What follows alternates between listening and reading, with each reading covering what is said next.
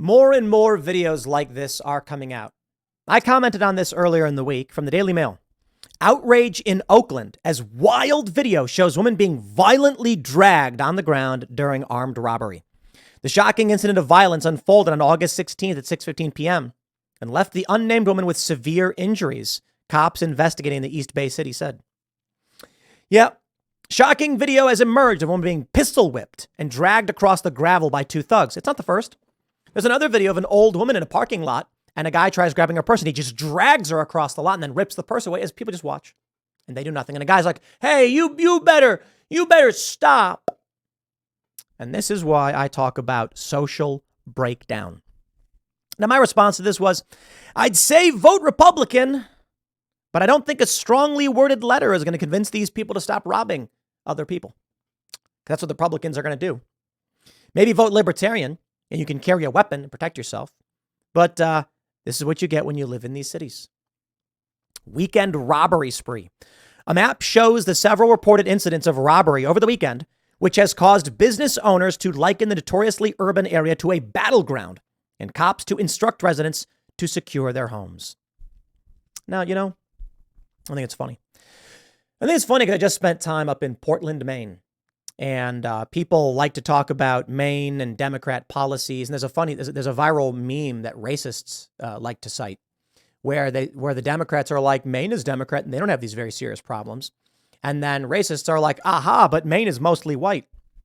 Maine actually has Bangor, Maine, the third least diverse city in the country, they say. Now, I think the issue is population density for the most part. I think when people know each other, the risk is greater. So let me break down what I think is happening with stories like this. A strongly worded letter. It's likely what's going to be sent out. Let's be real. When you call the police after witnessing something like this, what do? You are sending strong words to law enforcement, asking them to help you. And then they don't. And they don't do it for a variety of reasons. The first being, they're not there. The guy committed the crime already. He's gone. The woman's injured. Her purse is gone. In 10 seconds, he grabbed anything of value, put it in his pockets, threw the rest away. They pick up the purse, they grab the money, they throw it. That's it. How would the cops actually catch these people? Unless the cops were everywhere all the time. They can't do it.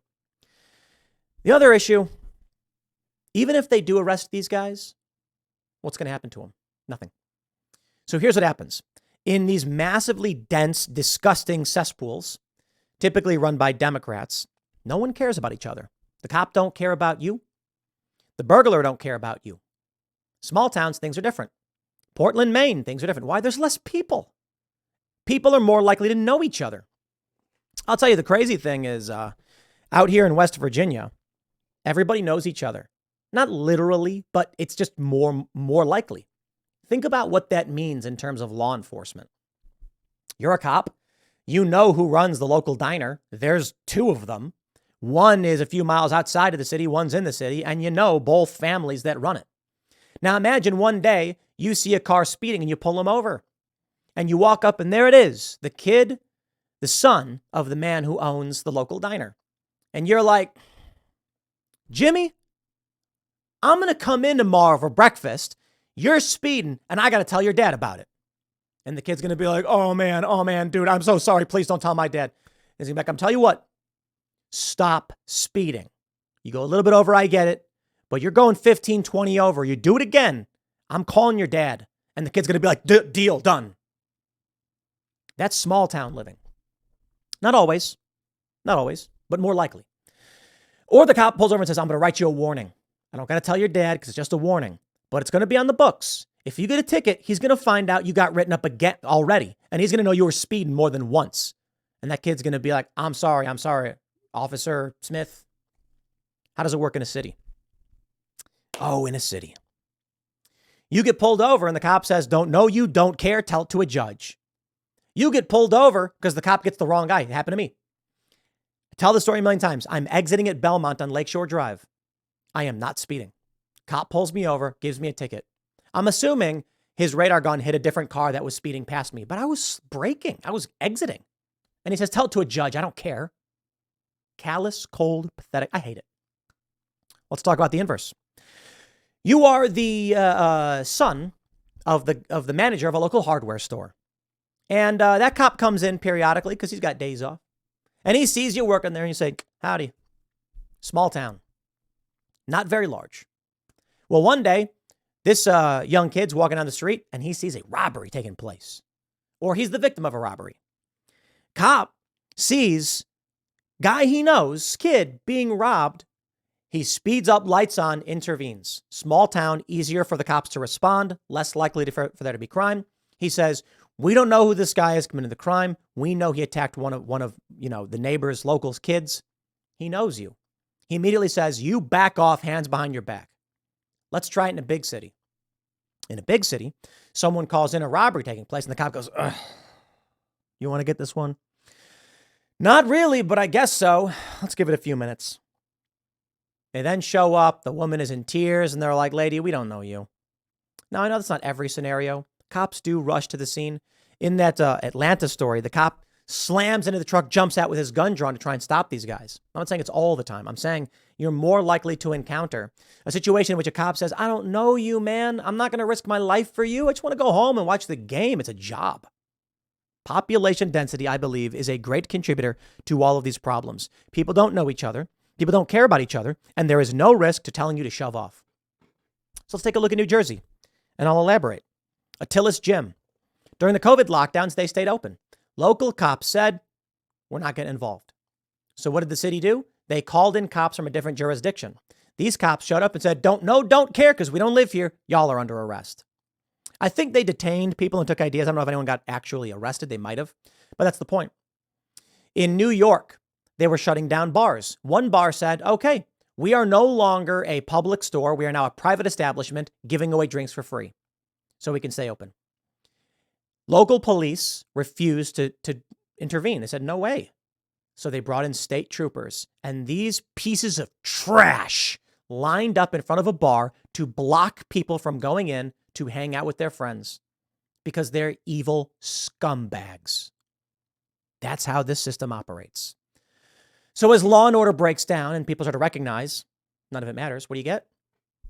In these places, Oakland, for instance, they know the police will not do anything to stop them. Why?